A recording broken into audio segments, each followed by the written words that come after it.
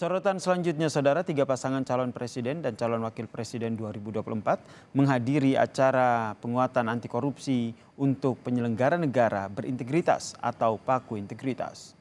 Acara Paku Integritas ini telah diselenggarakan KPK sejak 2021 di gedung KPK dan malam ini dihadiri oleh paslon nomor urut 1 Anies Baswedan, Muhaimin Iskandar, paslon nomor urut 2 Prabowo Subianto, Gibran Rakabuming Raka, dan paslon nomor urut 3 Ganjar Pranowo dan juga Mahfud MD.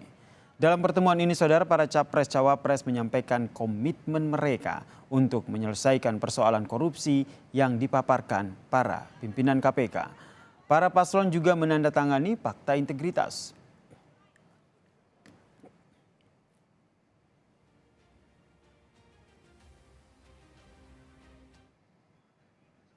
Yang tinggi itu harus dikembalikan di KPK, sehingga bukan saja undang-undangnya memberikan kekuatan dan kemandirian, tapi juga di dalamnya baik pimpinan maupun seluruh staf bekerja dengan kode etik yang amat tinggi.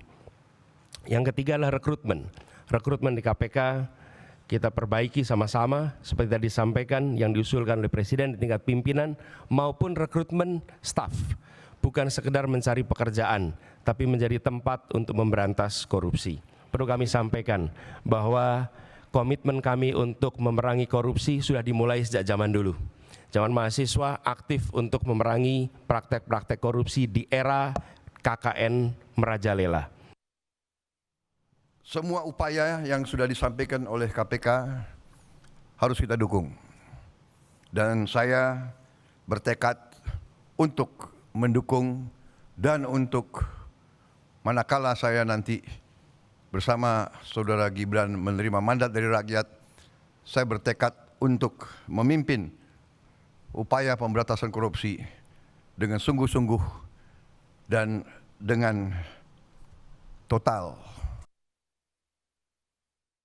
Pada saat saya bertemu dengan pengusaha, awalnya terjadi cerita atau rumors bahwa ya kalau Pak Ganjar dengan Pak Mahfud jangan-jangan ini dilibas semuanya ini. Lalu kami mengkonfirmasi kepada para pengusaha, benarkah kejadian itu, benarkah perasaan itu yang Anda rasakan? Tidak, Pak.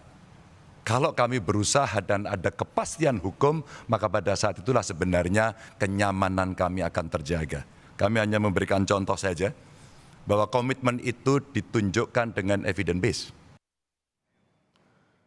Ketua KPK sementara Nawawi Pomolango dalam Paku Integritas KPK menyebut indeks pemberantasan korupsi dinilai turun sehingga dibutuhkan komitmen dari para pemimpin bangsa.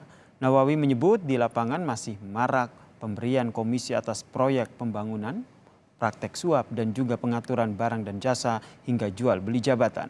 KPK juga menemukan oknum yang membekingi sektor pengelolaan sumber daya yang kerap memeras dan minta jatah proyek. Menunjukkan stagnasi bahkan kecenderungan penurunan. Di lapangan kami masih menemukan di seluruh Indonesia maraknya praktek pemberian komisi atas proyek-proyek pembangunan, praktek suap pada proses perizinan, pengaturan proses pengadaan barang dan jasa, bahkan dimulai sejak proses perencanaan hingga jual beli jabatan. Kami temui oknum-oknum sebagai backing di sektor pengelolaan sumber daya alam seperti pada sektor pertambangan, perkebunan, kehutanan. Oknum-oknum yang memeras dan meminta jatah proyek masih kerap diadukan masyarakat. Dengan kata lain, pemberantasan korupsi selama ini belum optimal dengan permasalahan utama pada implementasi.